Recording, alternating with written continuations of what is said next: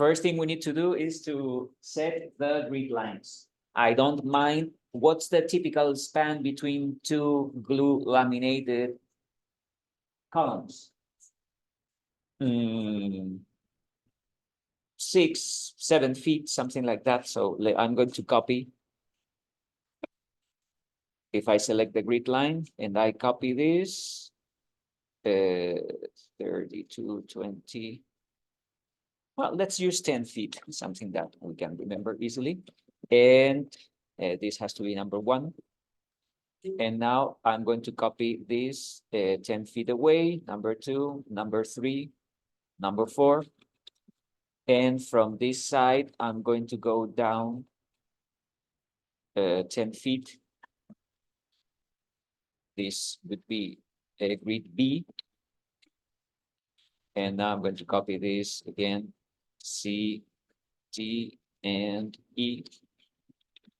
Yeah, so that's the grid. At intersections, there will be a column, 10 feet.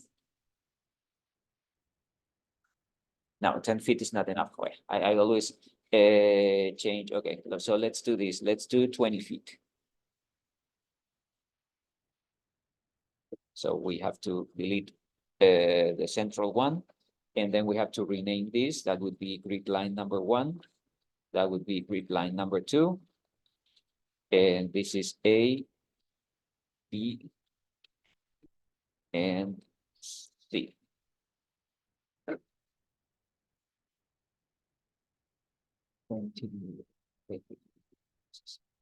Okay, so 20 feet, it's a good span for this kind of structure.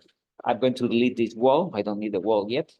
Okay, so that's the grid. We're going to have, and we are going to work with the corner. Okay, so imagine that we have a building. We're going just to work with the corner. We don't need the whole building. We just need this. And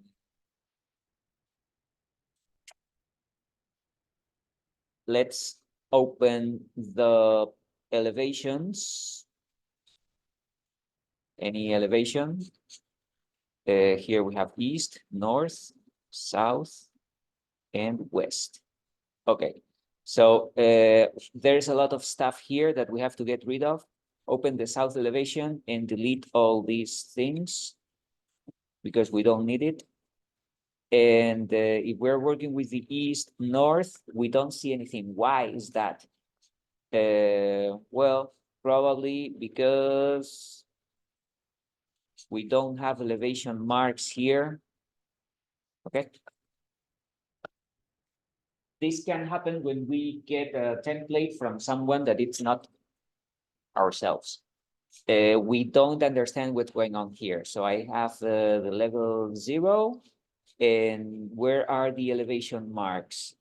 Someone probably by mistake deleted the elevation marks. And here we have elevations and we don't see anything. We don't see the grid lines. We don't see this. Okay, so I'm going to do something radical. I'm going to delete all these elevations. I delete the south, the north, the west, and the east.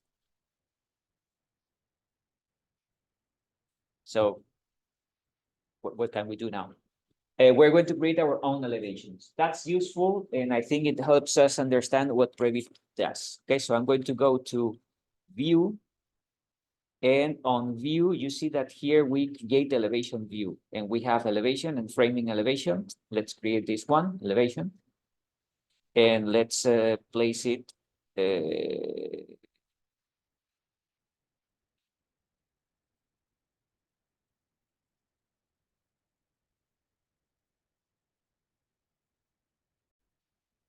This is the elevation that I have created. Okay, so this elevation, the name is, now here we have elevation 1A, not a great name. I have, let's delete all these squares that I have here, okay? And this is the one, this is the elevation 1A that I have just created. Okay, this elevation, if it has to be the south elevation, it has to look up. So I can select this one and I can rotate it.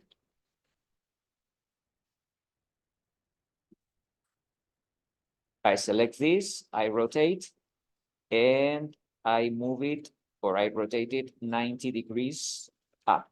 So now we have the elevation, something that can be the south elevation. And now I can rename it. Okay, so I can go to elevation 1, and I rename this as a south elevation.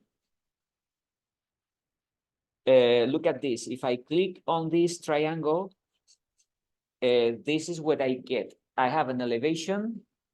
So what I see is from the continuous line up to the dashed line.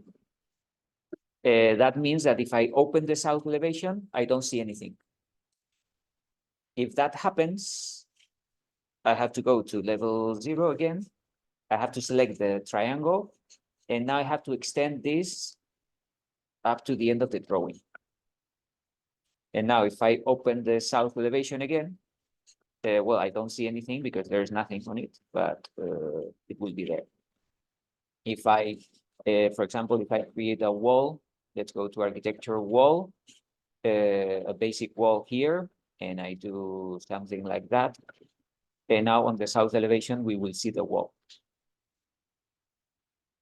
Okay. If here I see the wall, I don't want to see that. That's fine.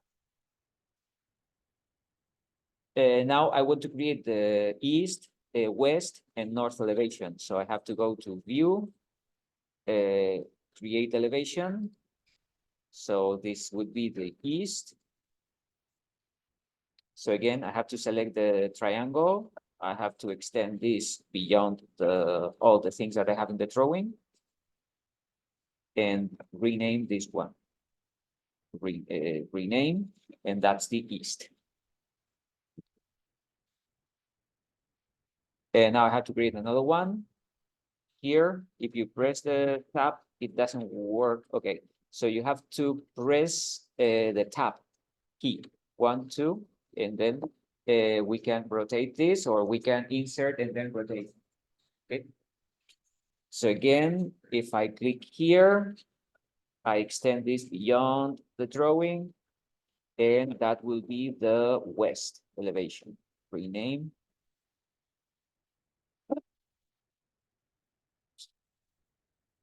West. And finally, I need the north elevation. The north elevation will be here. Elevation, press tab, it rotates. And click the triangle, extend this beyond the drawing, and we rename it as the north elevation.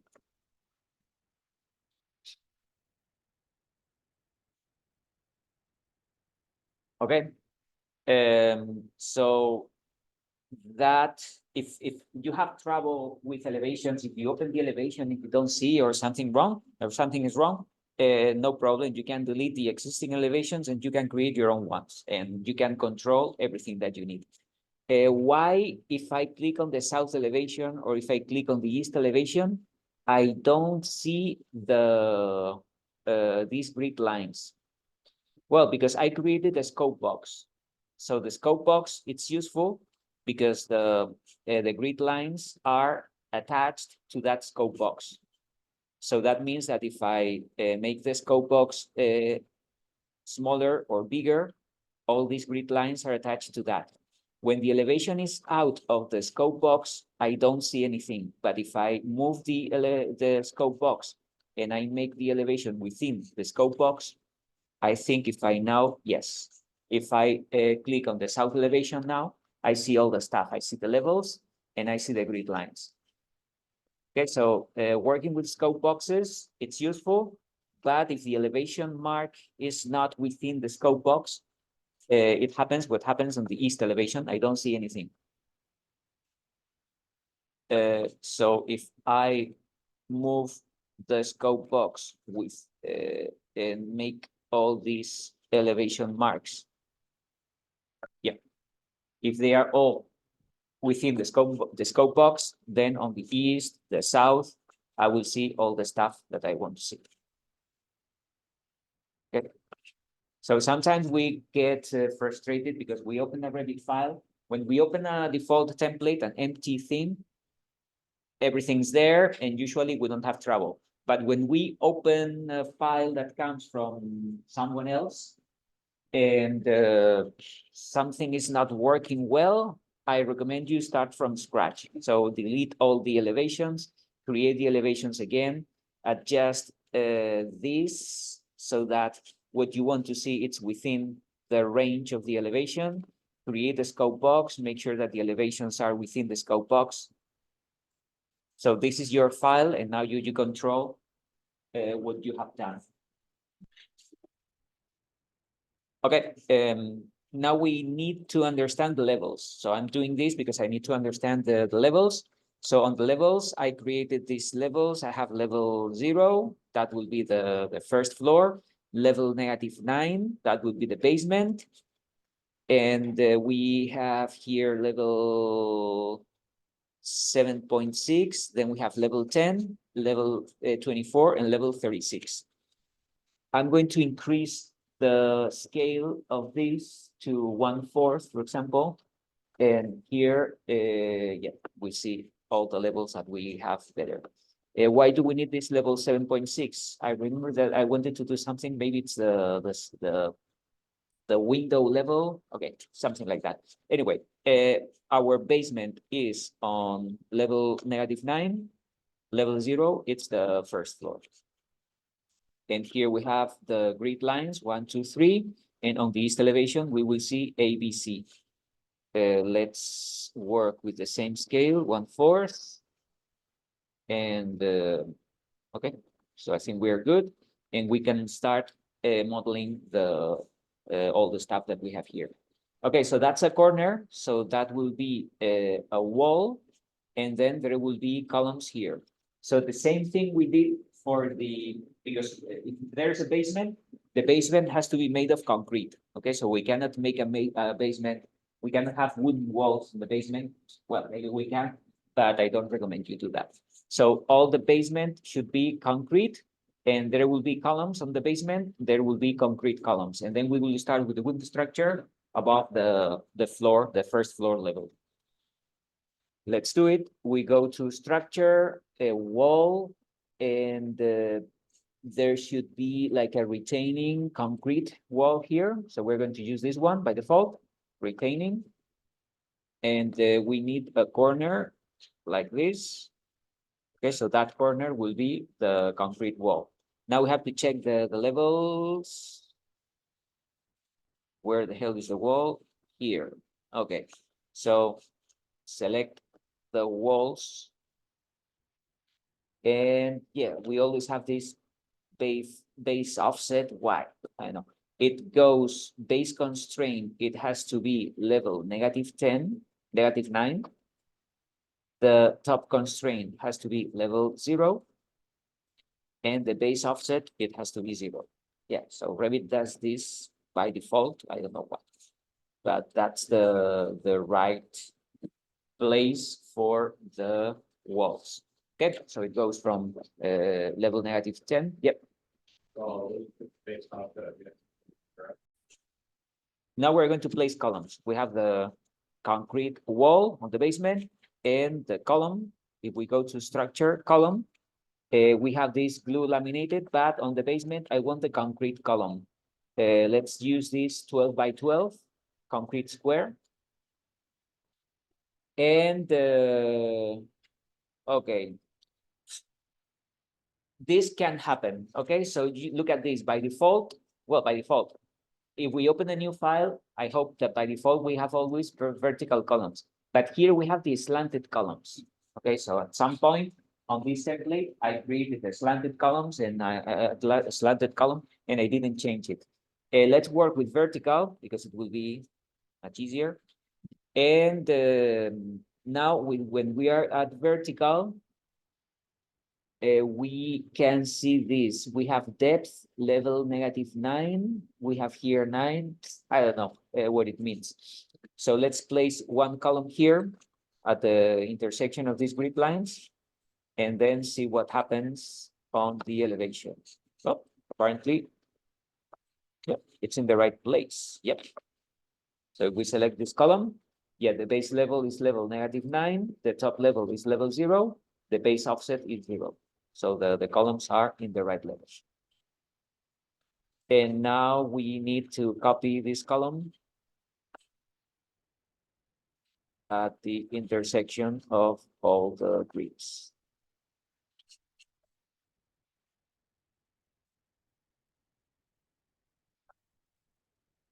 Okay.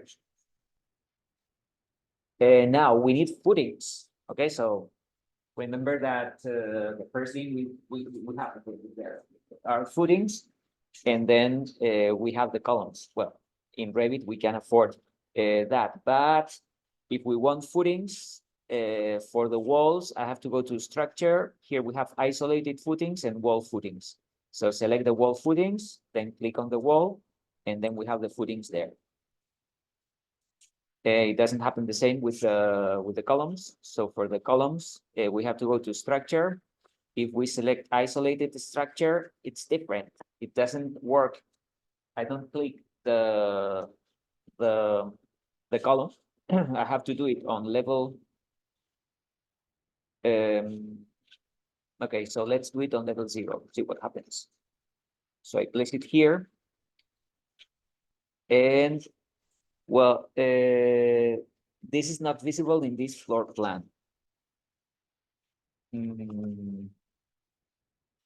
I don't know why, but okay. So do you have the footing here? Yeah, but does this make sense? I have created the footing on level 0, and the height offset is -9. Okay, that works, but I think it's better if I create a footing at level -9 and the base offset is 0. So the effect is the same, but this makes much more sense, I think. Okay, so why can't I see the footings on level 0? Because we're on level 0 and the footing is on level -10, -9. Why don't I have the level -9 here? Because I have to go to view, plan views, floor plan, and level. Oh, here I have level views. Okay, so it's not there.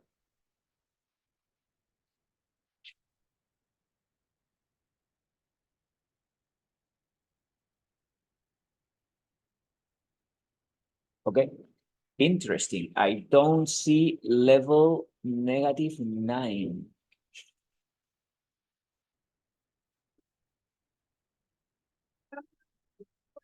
Sorry?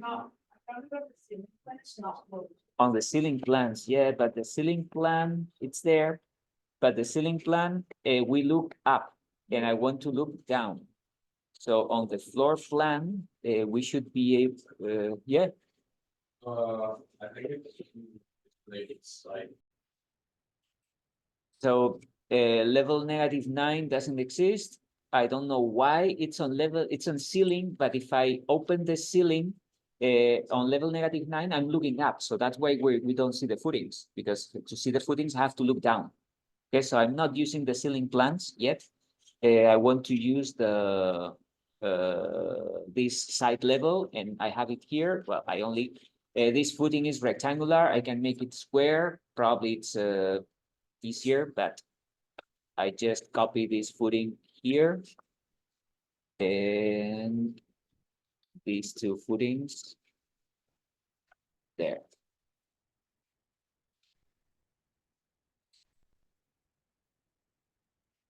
Okay, now on the 3D view, something that makes sense, the thickness of the footings should be the same, the isolated footings and the wall footings.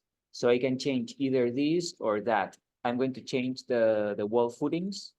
Okay, so I can, first I need to know the width of this. The foundation thickness is 1 foot 6 inches.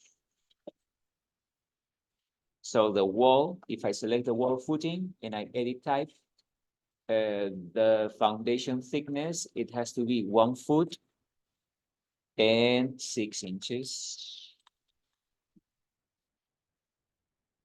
apply. There you go. I didn't duplicate and create a new one. Well, you should do it, but the important thing is that the thickness of the footings is the same.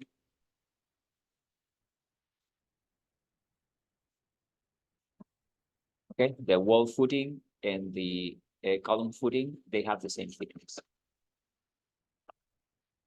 And are we done? No, it's always recommendable having like a beam connecting all the footings to the walls. Okay, so on this side, I'm going to go to structure, beam. There should be a concrete beam somewhere. Yeah, so we have this concrete beam and we have this 1 foot and 6 inches. That's the width that I decided for the foundation. So I need a beam with 1 foot and 6 inches too. So I need this one and just do this and this and this and this.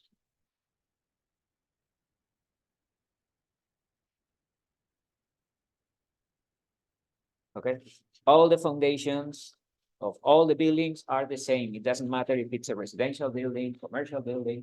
We have walls, retaining walls, we need a wall footing. We have isolated columns, we need this column footing. And then we have to connect everything with beams.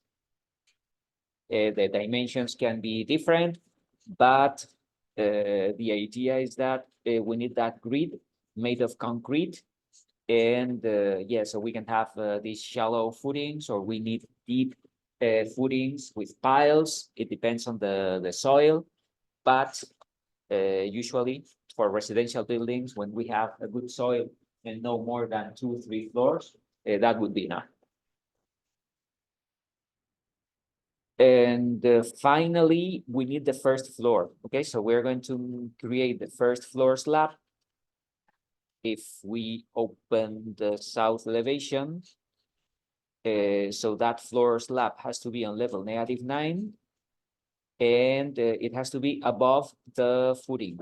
So let's go to this side. I'm going to go to, I have a structural floor here. Okay, so let's create this structural floor. This is the metal deck. I'm going to create a new one. Okay, so I have this this generic floor. So click on this generic floor. I'm going to edit type. I'm going to duplicate this one because I want a concrete. And 1 foot, it would be too much. Let's make a 6-inch slab, 6 inches. And all I need here is the structure. The material is concrete cast in place. And the width 6, or the thickness 6 inches.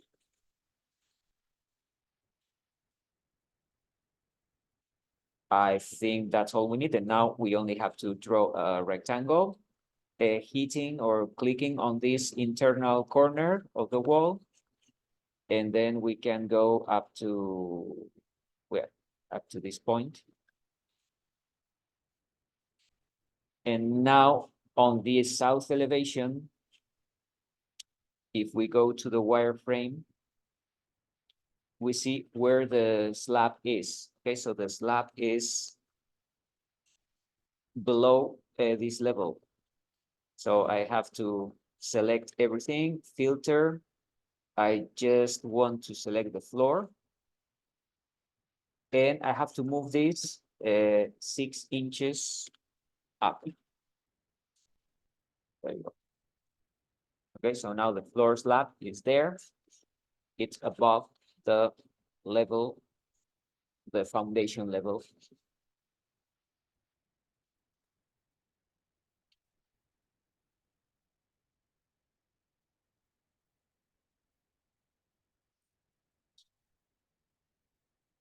So let's keep going.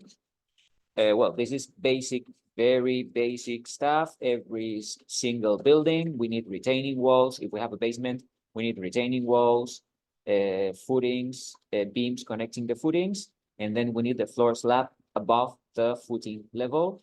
It can be 6 inches, a foot, 8 inches, whatever. But that's what we need in all the buildings.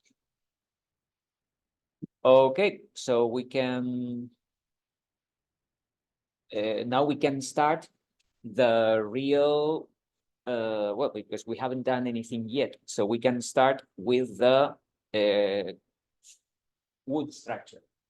So for the wood structure, it has to start, well, there will be a floor here. Let's create the floor at level 0. So we can have a floor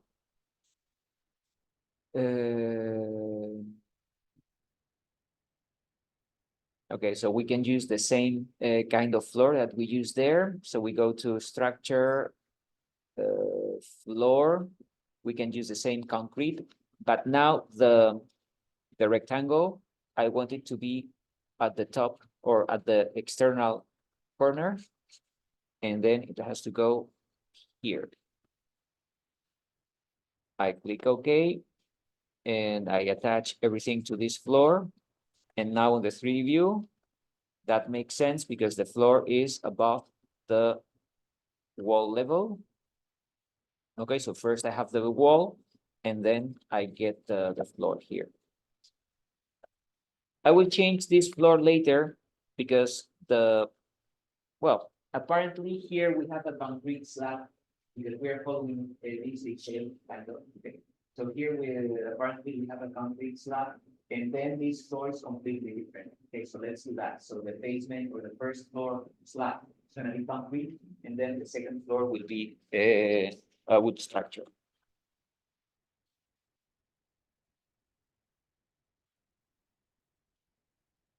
Okay, so now we need, as of this level, we start with the wooden. Why don't we have wooden elements on the basement? Because having wood in direct contact with the soil doesn't work well, okay? Because the wood is affected by humidity, moisture, water, bugs. There are a lot of stuff. So it's wise. So if we don't want bugs eating our wood structure, we'd better have concrete, and then a foot or 2 feet above the grade, we can start with the wooden structure. So that's why everything that is on the basement, it's concrete, because bugs that I know of don't eat concrete. They eat wood, but no concrete.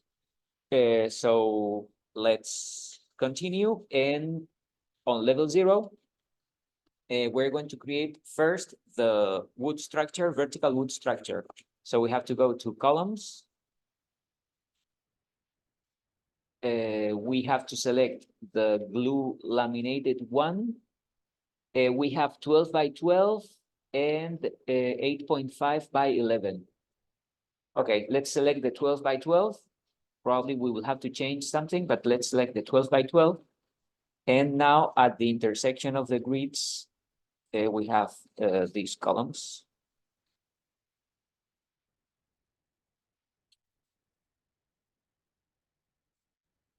Before doing everything, I need to see where Revit decides to place the column. Okay, so this is what Revit does.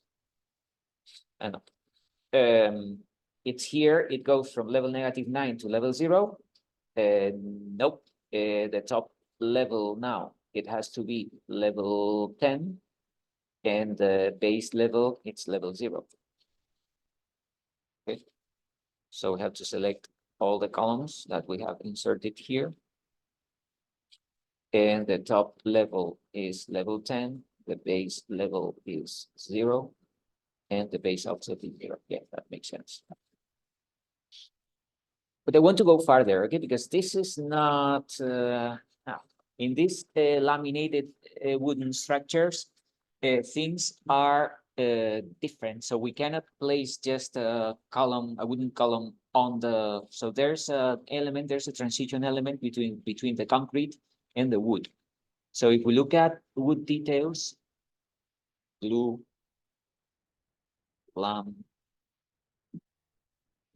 details. Yep. So first, what is glue laminated wood? This Swedish. Okay, it can be Swedish or made in Vermont or whatever. But there are pieces of wood glued together. Okay, so it can be rectangles like this, or they can be squares. But the good thing of this glue laminated element is that they are layers glued together. So that makes the system more reliable.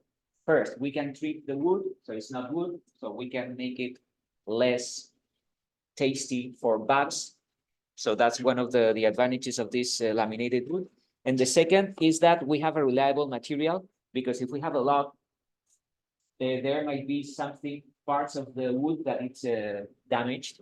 So here we get rid of everything that it's damaged. We cut the wood into small pieces. We glue them everything together, and then we have a very reliable material. So this is what we have nowadays. We don't have the wood coming directly from the tree. Okay, so if we want to rely on the wood, this is the kind of wood that we have. And then we have all these details. So the details, they need they need elements. Okay, so the connection between elements, we need always a metallic element like this. Okay, so we are going to try to work with that thing.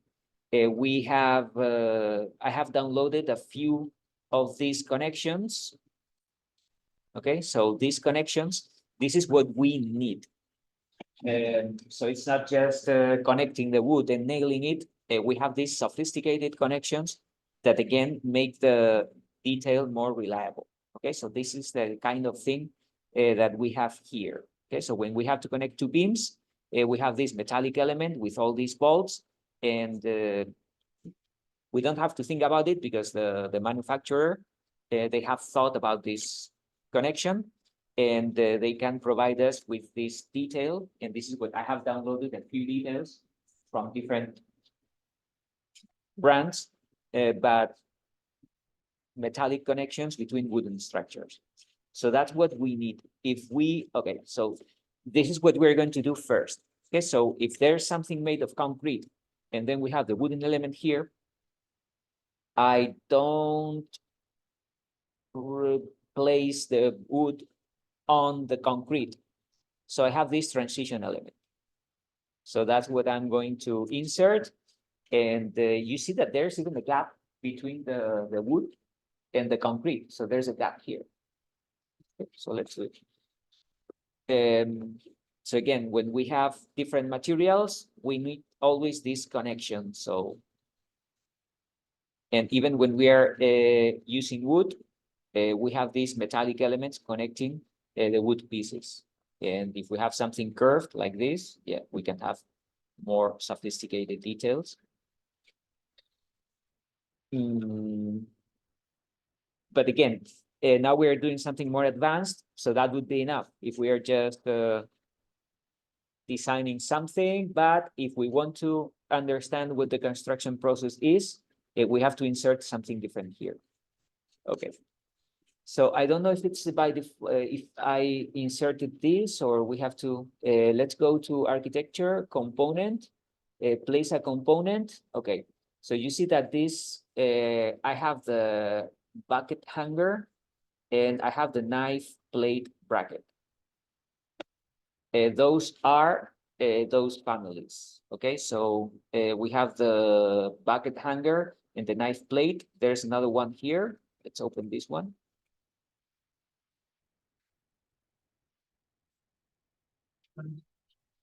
What? Well, not out. So this one, I selected that one too. Okay, so everything is by default there. So I wanted to make sure. But if you want to insert this, if you have a family, if you download a family from internet or from whatever, you can always open this family. Then you can load into the project. Well, it's override the existing version because it's already there. So now we have this family. Okay, so it's quite easy, but you can find more details. So far, we're going to work with the knife plate or whatever. So architecture component, place a component, and you have to select the knife plate bracket, this one. And let's go to the 3D view and let's see what we can do with it. You see that it needs a host. Okay, so we can't insert this in the middle of nowhere. So we need a floor, we need a wood, we need a column, we need a wall. So what we are going to do is this. Okay, so it has to be at the top of the wall. So I'm going to insert it here. Okay.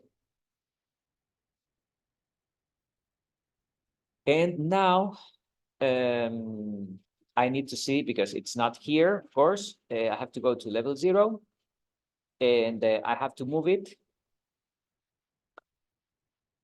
This midpoint has to be at the intersection of this grid. Okay, look at this. This detail or this element is prepared for a different thickness. Okay, so what's the thickness?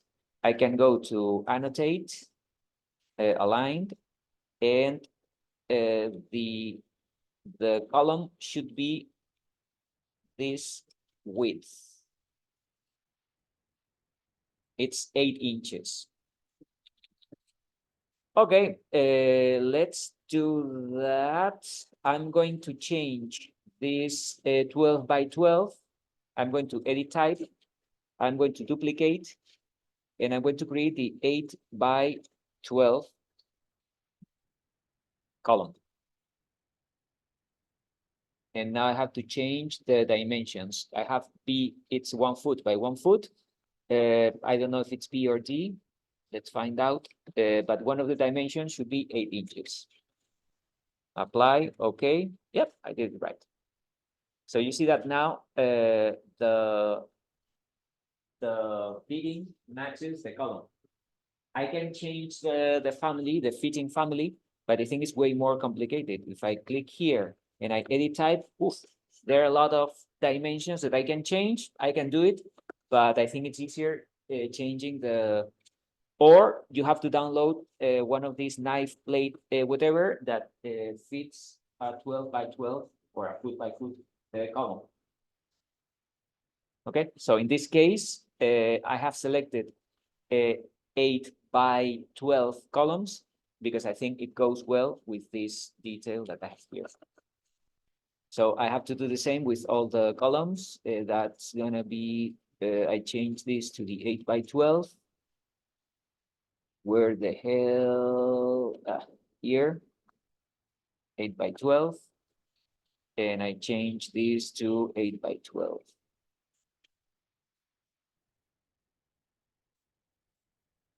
Okay, and now I can copy this thing to every single grid. Copy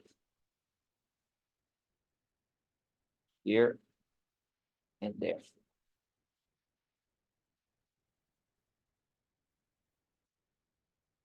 Okay, we go to the 3D view, and why is not? Because I have to start this column. Okay, so I need to move this above this plate here. So I can change the base offset. I think that's the easiest way to do it. But first I need to find out that distance. So if I go to, okay, to measure that, I have to go to the elevation. South. I don't see the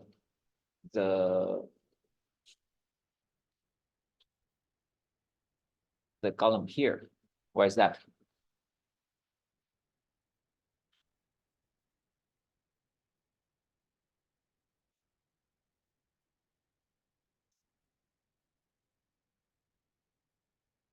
There is no hidden elements.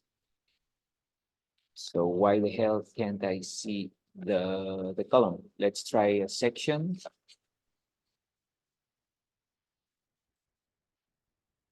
On level 0, I'm going to create a section here. And I don't see the that element. Do you see the columns on the elevation? We don't. Sorry? It was a detail level here. You have to look at fine, because if it's coarse, the column is there, but it's just a line. So that's the column, okay? But it's just a line, and the detail is not enough. So now we see this. Well, I want to measure this size, so I have to go to annotate, align, this and this. It's 8 inches. Everything seems to be 8 inches. So I have to select the columns. And the base offset, it has to be 8 inches. So now it starts in the right place. And if I go to the 3D view, okay, so now it makes sense. I'm going to go to consistent colors. This is a steel element. This is wood. And we have this gap, the same gap that we see in this. Okay, so the column is not resting on the concrete. So we have this element and we have this gap here. Here we have the bolts and it has the right size. So it's a nice connection. And this is what really happens in the real life. Okay, so if we want to understand how this is built, first we have the foundations, then we have the concrete wall, then we have the floor slab, then we will place these elements, and then on these elements we will bolt the wood structure.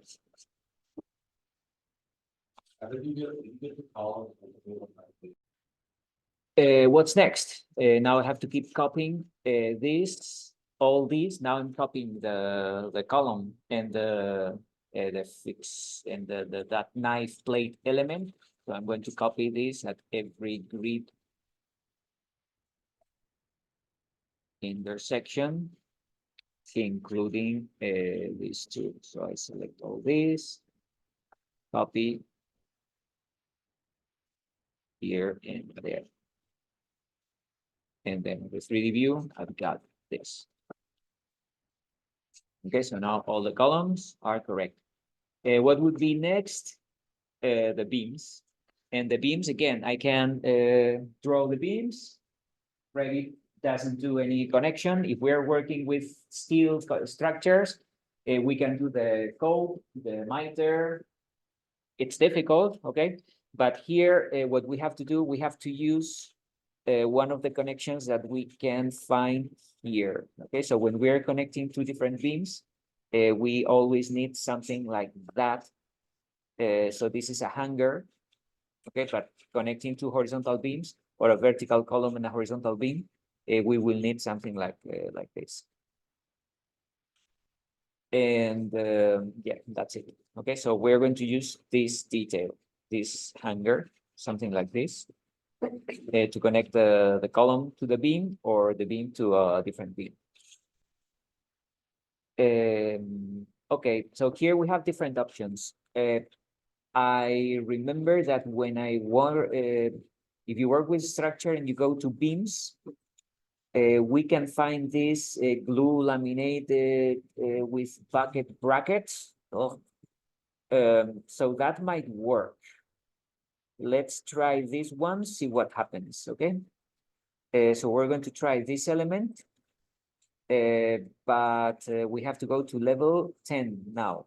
That's level 0, the next level would be level 10. So let's try this from this grid line to that one, and then we'll see what Revit does. Okay, so you see that we have inserted this here. I don't like it. But let's look at this. Okay, so the idea is good. We have this element, it's connected to this, but what happens? Look at this. Okay, so we would need this beam to be not thicker, but wider. We can change that. What's that width on level 10? If we measure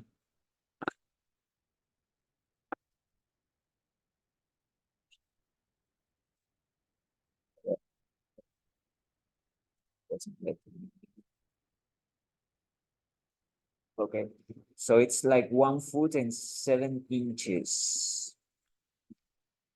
Okay, if I select this one, I edit type and I make it 1 foot and 7 inches, that will work. Okay, so if I go to the 3D view, now we have the right size.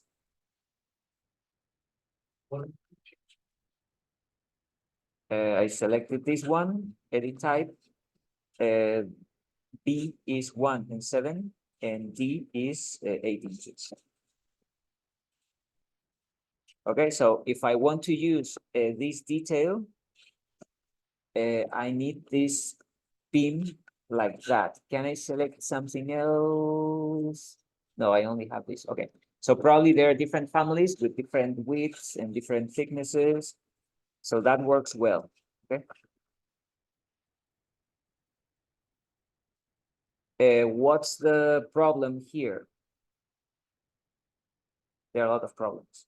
Because if I want to do that in the other direction, okay, so let's go to level 0. I created, no, let's go to level 10, sorry. So I have this, and in this direction it works. What happens in the other direction? So I'm going to go to structure, beam. I'm going to insert this one from this point to this point.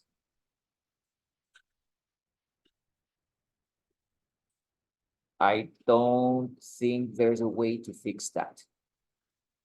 You see? So I need another element if I want to fix this beam to this column. I need another element that this one doesn't work. Okay.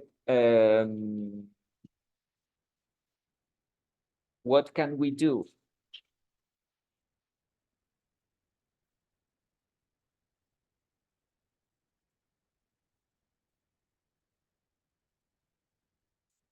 Let's try something different. But you see that this works in this direction, but on the other direction, we need to fix the beam to this column in a different way. So I can look up on the internet another connection, and maybe I can find something. Oh, so this is the right connection. This is the right thing. This is what I need. I can do it on my own with a detail. It wouldn't take that much, so I can do that. Or I can try something different. Okay, so I'm going to give you different options. So we have this option. We have found this family. That's perfect because we have this family here, and we have the glue laminated beam. The only thing I need to know I need to do is to fix the dimensions of the columns. But once I fix the dimension of the columns, I have a nice detail with all the bolts here. Okay, what about this one? Okay, so if I want to connect this beam to this beam, then I have to create this detail doesn't work, so I can work with a traditional. Let's do that. Let's work with the level 10. Let's go to structure, beam. We have another type. We have this glue laminated beam. Let's try this 8.5 by 11. And let's go from this point to this point. It's see, okay. Yeah, so there's something. This is 8.5 and this is 8. So I have to change this beam to 8. Let's do that easily. We can edit type, and I can duplicate. This is not 8.5 by 11. Let's change to 8 by 12. Okay, so we have a different typology. So this dimension B is 8, and this dimension D is 12. And now it works well here because we have this, it's the same thickness as the column. Yeah, so this is, I think this is the right option. And now here, what the hell can I do here? Okay, so this hanger doesn't work. So this kind of L-shaped hanger doesn't work here. So I have to do something different here. What can I do? Well, it's not a big deal. I'm going to architecture, component, model in place. What is this? I would say railing. When I don't find the right name for this, I always use railings. And now I'm going to work with extrusion. The grid line is going to be grid A because this is the grid in which I'm working. And now I only have to draw this L-shaped element. Can be, let's make it 10 inches.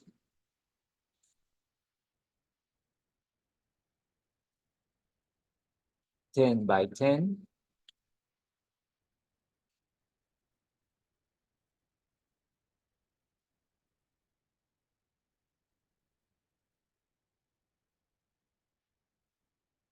Ten by 10. And now the offset is half inch.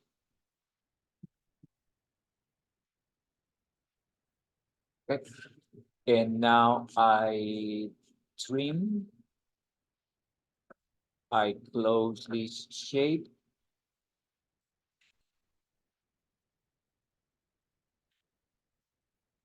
And finish. Oh, there is no connection here. Okay, so trim.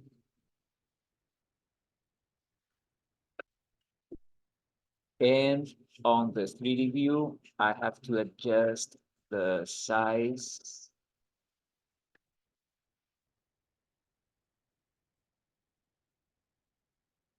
here and there. And yeah, that's what I have. And then I can create the bolts. Yes, I can, but I'm not going to do it. Okay, so, but if we know that we need an element, so this column has to be connected to this, the beam has to be connected to the column. So that's the easiest way to do it. I can bolt this to the column, I can bolt this to the beam. Finish.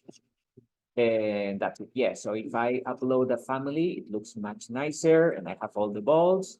But if I want to understand how this works, this is what I have to do here.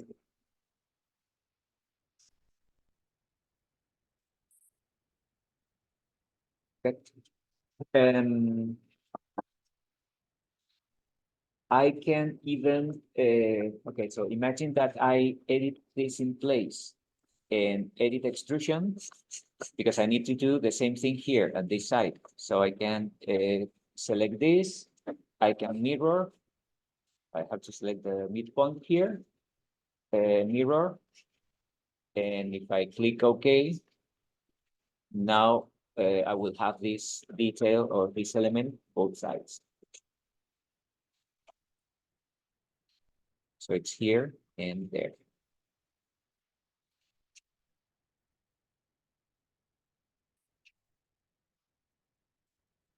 So now I think, okay, so I can copy this everywhere, these connections everywhere. And I think I can work with this kind of beam in, yeah. So I need, now I have two different directions. So I have this, I have the beam. And I want to copy connections too. Where the hell are they?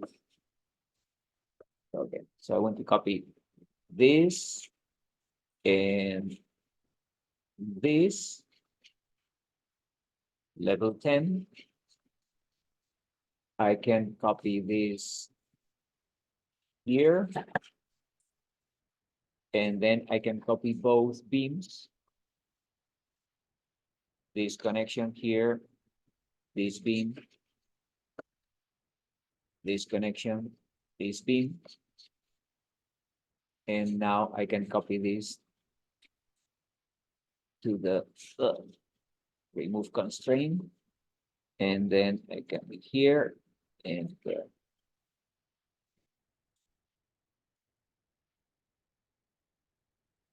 Okay.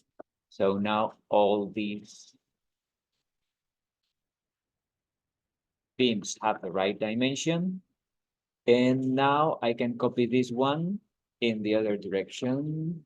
So on level 10, I can select this one and copy here and there. And now I can select these 3, 1, 2, and 3, and copy here.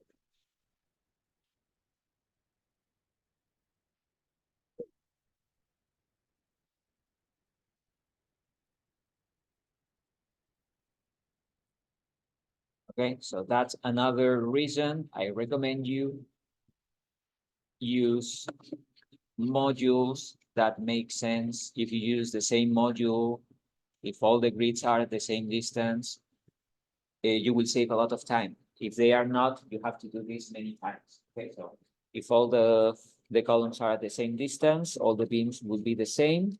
And well, in this case, all the columns are the same, the beams are different, the beams in this direction and are different from the beams in that direction.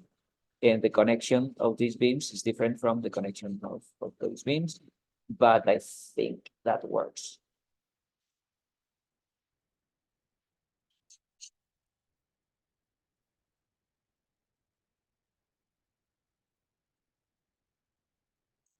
I told you that there were different ways to do that.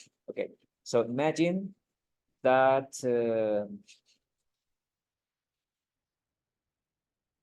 we decide to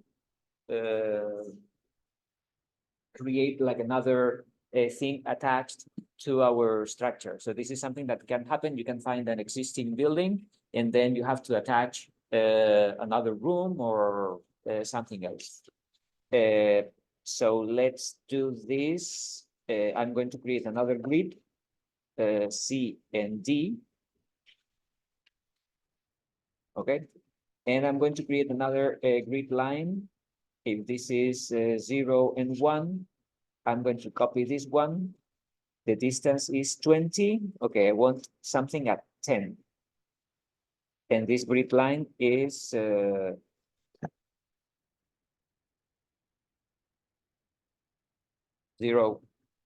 1.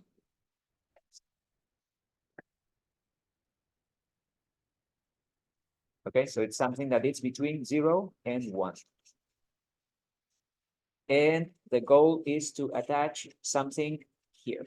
Okay, so I want to attach another beam here in the middle. It's not at this corner, but it's in the middle of that beam. Okay, so I'm going to insert. I go to structure, beam. I'm going to use this. I have different options. I have 8 by 12, 10 by. Let's select 8 by 12. No, and now I want to make this beam here. So on the 3D view, this is it.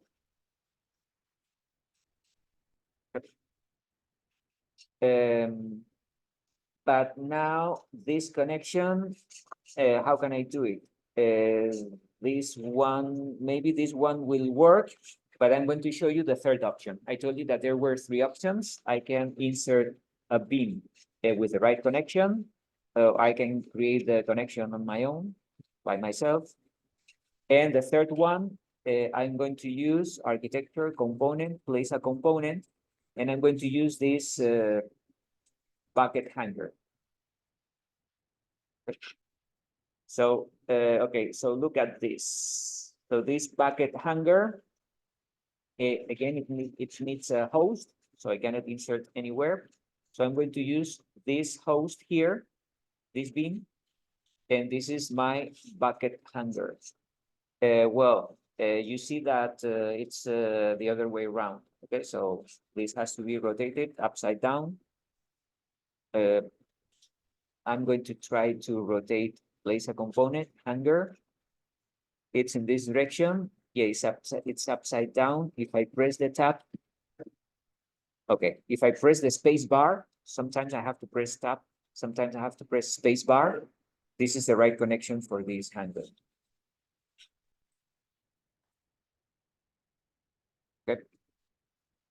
Okay. I can move it slightly up.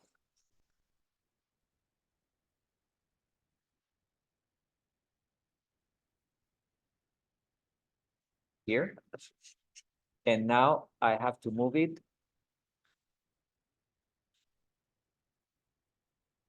from this midpoint to the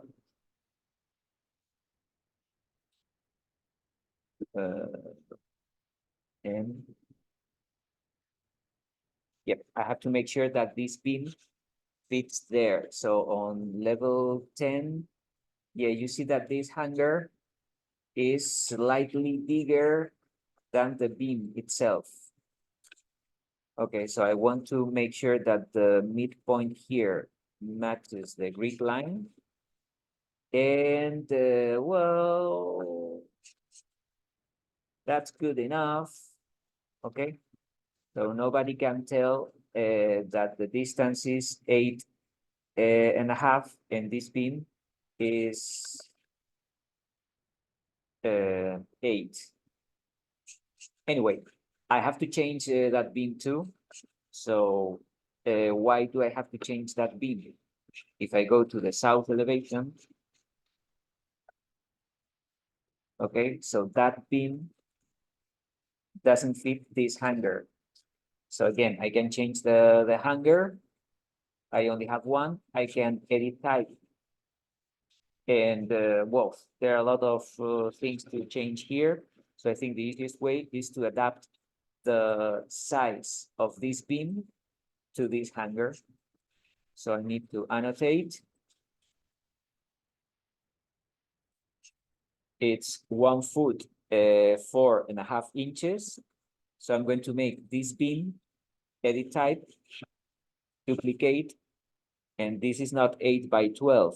It's 8 by 16.5. And I'm going to make it 8.5. So now it will be perfect. Okay. So this, the B dimension would be 8.5. And that would be 16.5 inches, 16.5.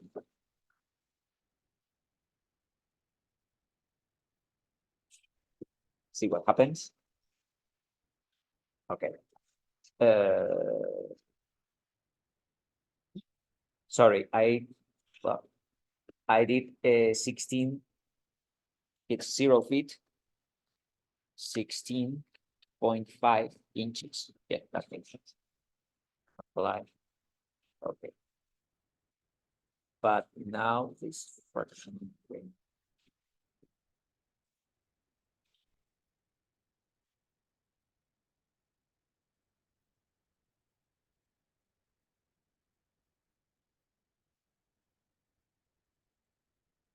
Okay. I'm going to do it again because I made that mistake. I will change edit type, duplicate 8.5, 16.5. It's already in use.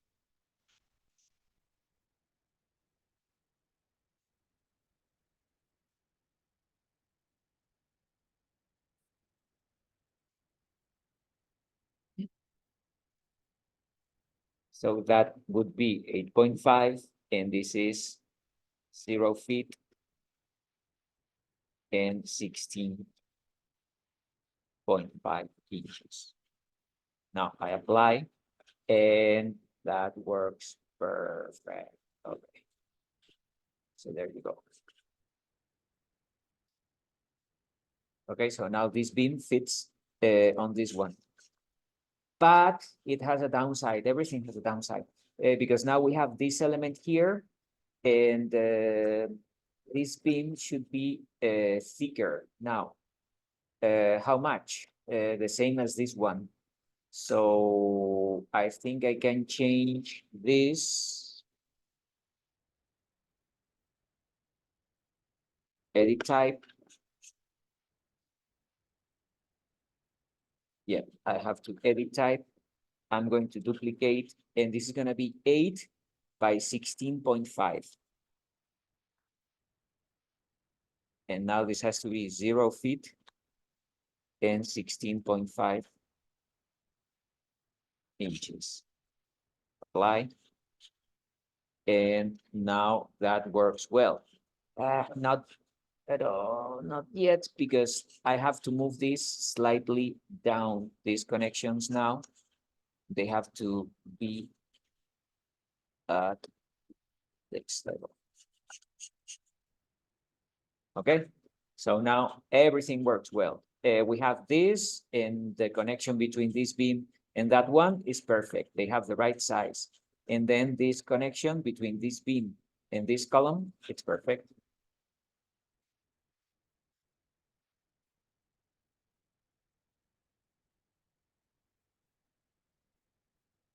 Okay, but now you see that each beam has a different size. Well, I'm doing all this because I only have this family for the hangers and these connections. If you want all the beams to be the same, you can look for more families of hangers. If you only have one hanger, you can change the beams. But it's very important that now, again, we can make people make that decisions on site. Yes, we can. But if we want to prepare an accurate budget, now we have all the information here. How many hangers? 1, 2, 3, 4. What's the dimension of these hangers? This by this. And how many beams? And I have the dimension of all the beams. So being accurate in our drawing, first, we can make an accurate budget. And second, we solve a lot of problems beforehand. They don't have to, okay, what is the hanger that I need here? Yeah, I have this beam here, I have this beam there. What is the hanger that I need to use?